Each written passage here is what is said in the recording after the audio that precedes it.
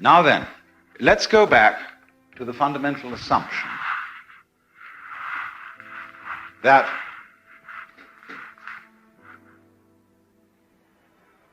all people, and this also includes all beings whatsoever, but we're talking mainly, of course, about human beings. All people are manifestations, disguises of the total reality behind this cosmos.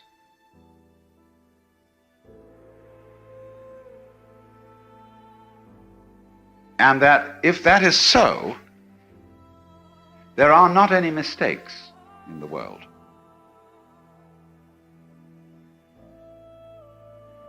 When you look at patterns on the foam of the breaking waves on the seashore, and you look at the outlines of mountains, the grain in wood, and the markings on marble, you notice that it never makes an aesthetic mistake. Never. Also, when you study plants, and you go into their relationships with each other and with insects, the fact that the so-called diseases of plants are the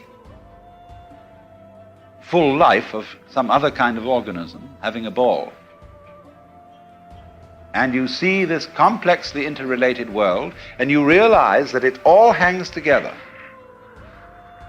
That everything outside the human world is a system of balances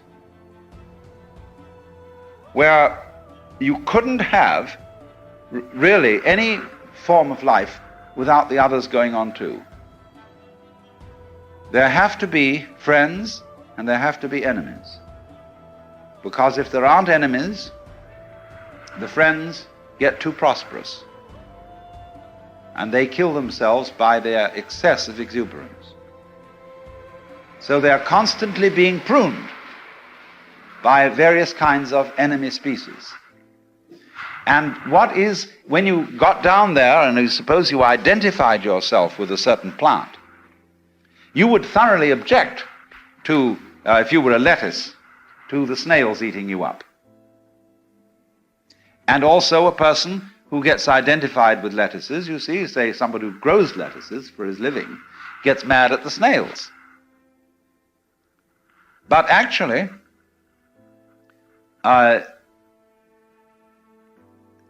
lettuces need snails, because there would be too many lettuces if there weren't snails. And those lettuces would choke each other. Now, of course, a human being comes in and starts organizing the lettuces, you see, so that the seeds don't propagate in the usual way, because he puts them out in rows. And that's a different kind of a scene. And so he objects to the snails. But that's because he's looking at the problem of lettuces from a partisan point of view. And it's quite right that he should do so. What he may not see, because he's taken the side of lettuces against snails, he fails to see that conflict at one level is health at another. Just as conflict going on between microorganisms in your bloodstream is absolutely essential to the health of your organism as a whole. But you're not aware of that conflict going on, because conscious attention doesn't need ordinarily to focus upon it. And so you don't get involved, and you're not anxious about what party is winning and what party is losing. They're keeping up a kind of balance. Now then, to take this a step further, we are all amazingly involved in the process of being human and playing our game and taking our side. And therefore our victories and defeats, our sicknesses and our healths are things we get mighty partisan about. And therefore we cannot see that human behavior is just like everything else. It never makes a mistake. Only its never making a mistake must include the feeling that mistakes can be made. See, that's where this point of view would differ somewhat from the point of view of a Christian Scientist, who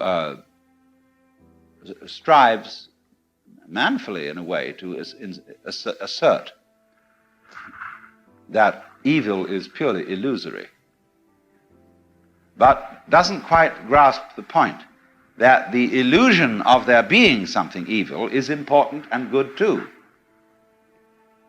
We're not trying to get rid of it, you see, because if you get rid of it, you would have problems. I could say, for example, that a historical character like Hitler, is someone about whom it is very natural for most of us to feel angry. And that's perfectly right that we feel angry, although he is as much a natural phenomenon as an earthquake. So what we have then is a system of a sort of hierarchy, of levels. And at the point where you are involved, you can't stand aside from yourself and look at it objectively in the same way as you look at the patterns of foam on the seashore, or as the life of the fishes in the tide pools. But to be liberated is to be able to see human life in the same way as you see all other life.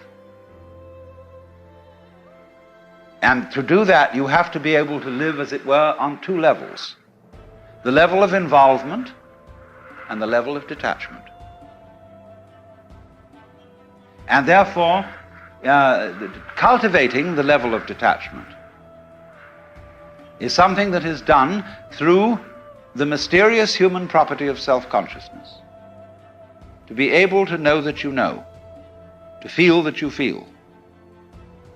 And by possessing that faculty, which is self-consciousness, is being able to reflect upon one's own life, we are able to become, as it were, to go to a level at which our own life is seen in its total context in the universe.